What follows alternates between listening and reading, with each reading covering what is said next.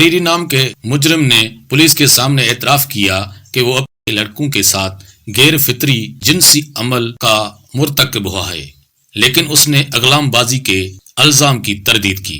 اس کے علاوہ اس نے اپنے فعل کو حق بجانب بھی قرار دیا ہے۔ پولیس کو فریدی کے مکان پر چھاپے کے دوران 2305 نگیٹو ملے، جن میں لڑکوں کو فریدی کے ساتھ جنسی حرکتیں کرتے ہوئے اور ایک دوسرے کے ساتھ غیر عملی جنسی افعال کرتے ہوئے دکھایا گیا تھا۔ پولیس نے 9 لڑکوں کو بھی حراست میں لیا اور گھر واپس بھیجنے سے پہلے ان کے بیانات قلم بند بھی کیے۔ پولیس نے اغلام بازی کے تحت مقدمہ درج کر لیا، لیکن اغلام بازی کا کوئی واضح ثبوت موجود نہیں تھا، سوائے ایک فوٹو کے جس میں نقاب لگائے ہوئے ایک شخص کو ایک لڑکے کے ساتھ اغلام کرتے ہوئے دیکھا گیا تھا۔ اس لیے مارگاؤ کی عدالت نے فریدی کو تقریباً 2 ماہ تک پولیس اور عدالت کی حراست میں رکھنے کے بعد ضمانت پر رہا کر دیا۔ ضمانت پر رہا ہونے کے بعد فریدی کی پہلی منزل کولوا تھا، جہاں اسے خارش میں مبتلا ایک بچے کو دیکھ کر خدمت خلق کا خیال آیا۔ اس نے جلد ہی بہت سے بچے اپنے پاس جمع کر لیے۔ لوگ سمجھتے تھے کہ وہ یتیم خانہ کھولے ہوئے ہیں، لیکن اس کے گھر میں ایک بھی لڑکا ایسا نہیں نکلا جو یتیم ہو۔ ان لڑکوں کا تعلق ایسے گھرانوں سے تھا جن کے گھر ماں باپ کی ناچاکی کی وجہ سے ٹوٹ گئے تھے۔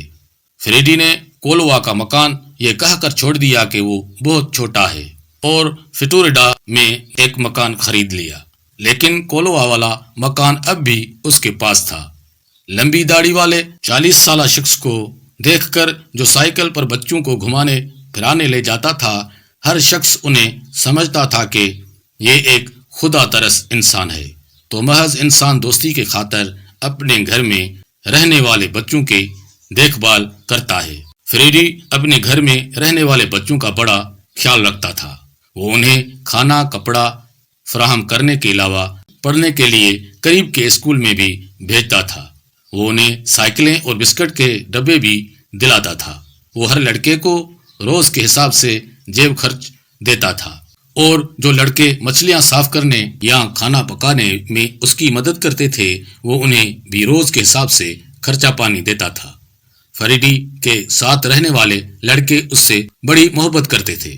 اس میں حیرت کی کوئی بات بھی نہیں، کیونکہ یہ لڑکے اپنے گھروں میں بھوکے رہتے تھے اور محبت کو ترسے ہوئے تھے۔ وہ فریدی کو فادر کہنے لگے تھے۔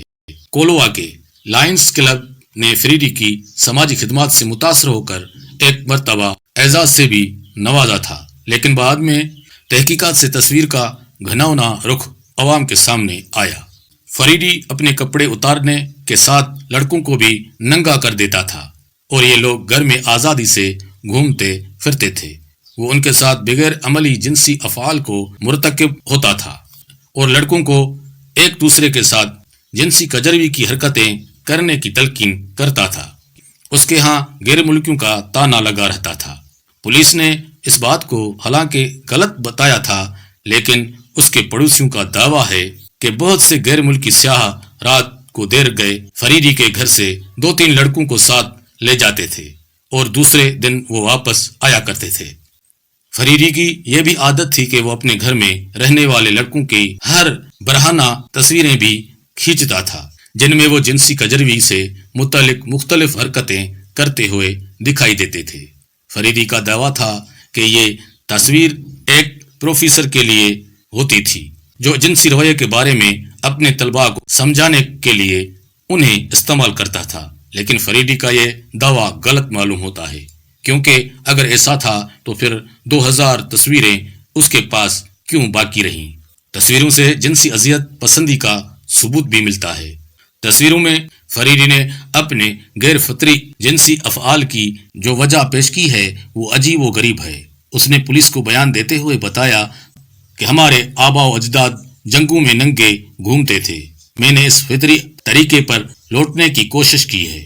پولیس کی تحقیقات سے پتہ چلا کہ یتیم خانہ چلانے کے لیے رقمیں باہر کے ملکوں سے بھی آتی تھیں۔ خیال ہے کہ ایسے غیر ملکی جو فریدی کو سچا سماج سیوک سمجھتے تھے وہ اسے باقاعدہ رقمیں بھیجتے تھے، لیکن فریسیا بلڈنگ کے رہنے والوں کا کہنا ہے کہ ہر ہفتہ فریڈی کے ساتھ ایک نیا آدمی آتا تھا اور فریڈی اپنے تمام پرانے کاغذات جلا دیتا تھا۔ وہ کاغذات کا ایک پرزہ تک باقی نہیں چھوڑتا تھا۔ اس سے اندازہ ہوتا ہے کہ اس کی مالی وسائل کچھ اور ہوں گے۔ اس کے علاوہ مارگاؤ شہر کے ہر بینک میں فریڈی کا اکاؤنٹ موجود بھی ہوتا تھا۔ فریڈی نے غیر ملکیوں کو فوٹو فروخت کرنے کا اعتراف بھی کیا ہے۔ اس کا کہنا ہے کہ اس سے اس کے سماجی کاموں میں مالی مدد بھی ہوتی ہے۔ جیل سے ضمانت پر رہا ہوتے ہی فریڈی سیدھے اپنے فلیٹ پہنچا اور تقریباً 1 ماہ کے لیے بند ہو کر بیٹھ گیا۔ اس کے مکان کا بجلی اور پانی کا کنیکشن کٹ چکا تھا۔ فریڈی کے پڑوسیوں کا کہنا ہے کہ جیمس نامی ایک شخص بلا ناگا وہاں آتا تھا۔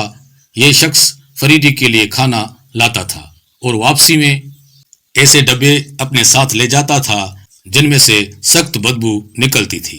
6 لڑکے بھی فریڈی سے ملنے آیا کرتے تھے۔ کچھ عرصے کے بعد فریڈی نے اپنے فلیٹ کی صفائی شروع کی۔ روزانہ ایک ٹیمپو آتا تھا اور سامان سے لدا ہوا واپس جاتا تھا۔ آخرکار چند روز کے بعد فریڈی 2 لڑکوں کے ہمراہ غائب ہو گیا۔ اسے اب تک آس پاس کہیں نہیں دیکھا گیا۔ انسپکٹر ڈسوزا کا کہنا ہے کہ فریڈی کہیں نہیں جا سکتا۔ انہوں نے باہر جانے والے تمام راستے بند کر رکھے ہیں اور فریڈی کا پاسپورٹ بھی ان کے پاس ہے۔ پھر وہ کہاں بھاگ سکتا ہے؟ دیکھنے اور سننے کا بہت بہت شکریہ۔ اللہ حافظ۔